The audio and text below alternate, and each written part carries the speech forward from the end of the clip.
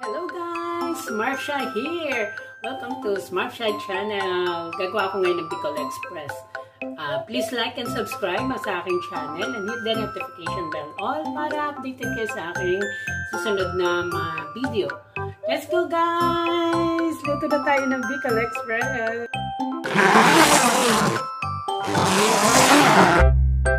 Ayan guys, ang aking ingredients.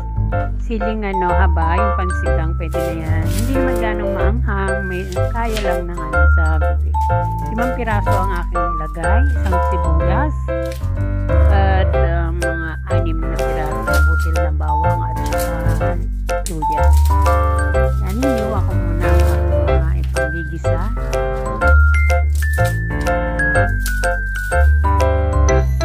Lipit ko muna yung bawang dyan para madali.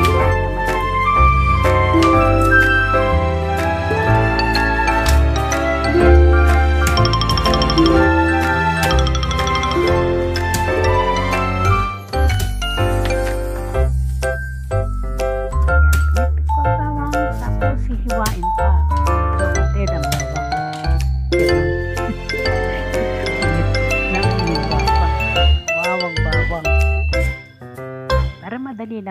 Para madali ang lutuan. Maliliit dapat ang hiwa.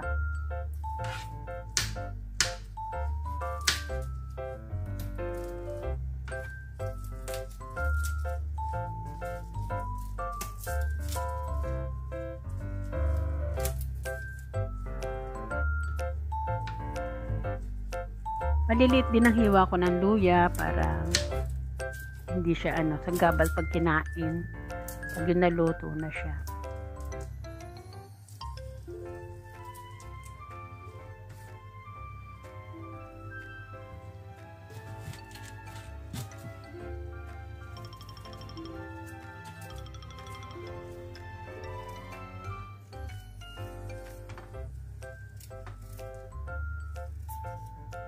Ang tagal maghiwa ni Smurf.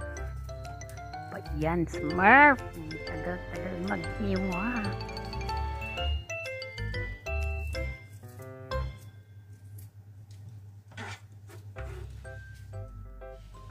So, ayan na. Natapos ko na hiwain. Magigisa naman tayo. Ayan na. Luya, sibuyas at bawang. Yung kawali ko, papainit na rin natin.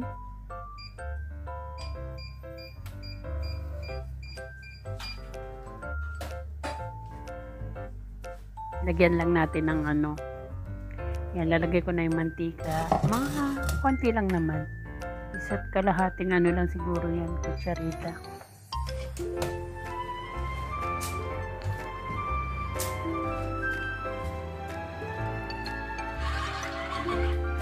Pag nagkikisa ako guys, lagi ko inauna yung hindi madaling masunog. Katulad yan, luya, unahin ko muna yan. Panghuli ko talaga laging ginagawa ay is yung bawang. Pag ako nagigisa para hindi agad na susunog. Pagtapos ng luya, susunod ko dyan ng sibuyas at ang bawang.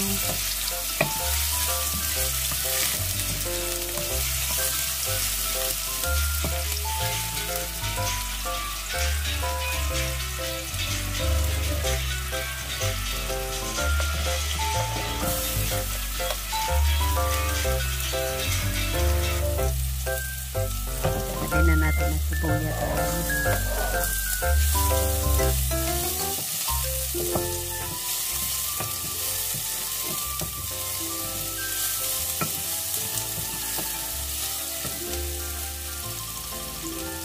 Lagay natin ng bawang maya-maya ng konti.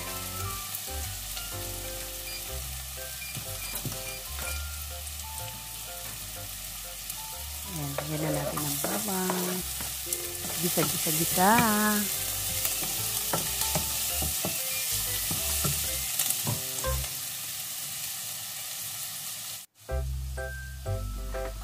Ayan, hiniwa ko muna yung mga sili ko.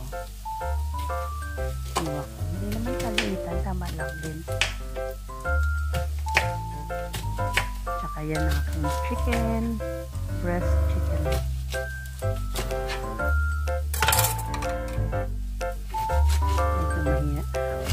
Puro kutsilyo ko. Lapos panghasa.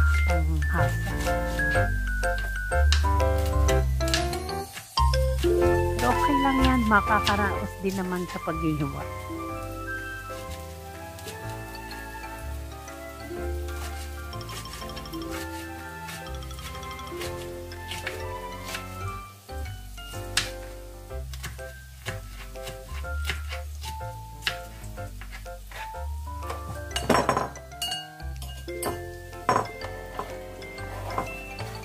Sunod kong hiwain ay habang ginigisa ko yun, ayan, nakita nyo naman ang aking kamay, naghahalo-halo.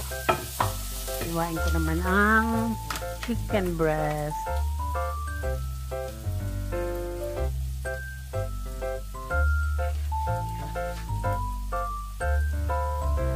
Tinatanggal ko yung skin kasi bawal sa akin ng too much fats. Cholesterol.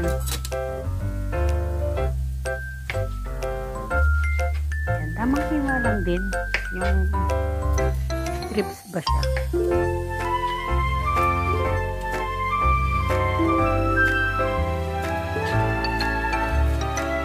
Tapos hugasan na natin ng chicken at patiktikin ng konti.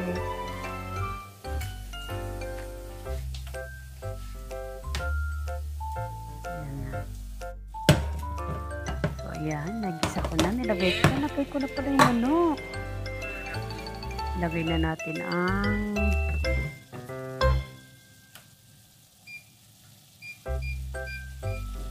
sili. Nagisa ko na yung nagisa ko na yung chicken. Lagay naman natin yung sili, guys.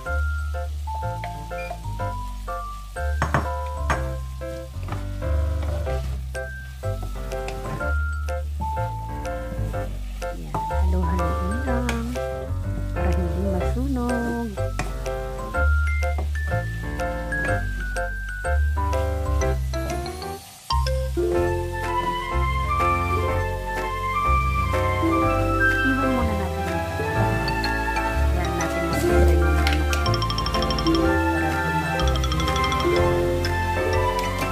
Yung anghang ng sili sa manok. Lagyan ko na rin ng asin at ng paminta.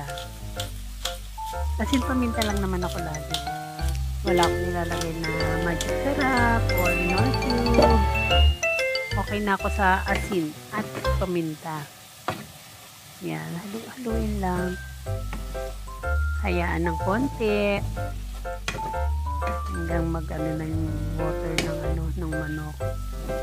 Diba usually yung manok pag inaano natin na yung tubig, nagtutubig siya.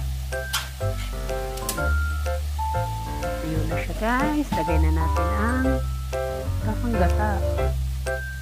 Walang fresh dito. May fresh dito kaya lang fresh gata malayo ang bilihan. Kaya karamihan na lang mga delata nasa delatang kakang gata. Yan, pakukuluan ko lang siya hanggang sa matuyo ng konti.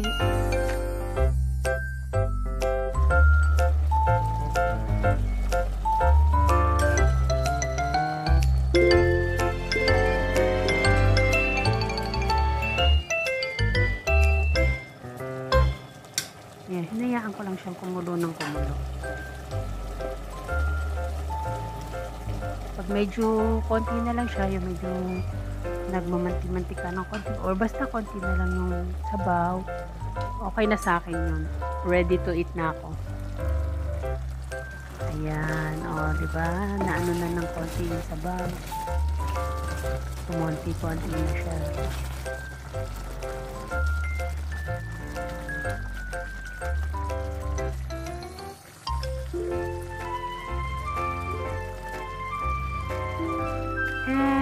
And ready to eat.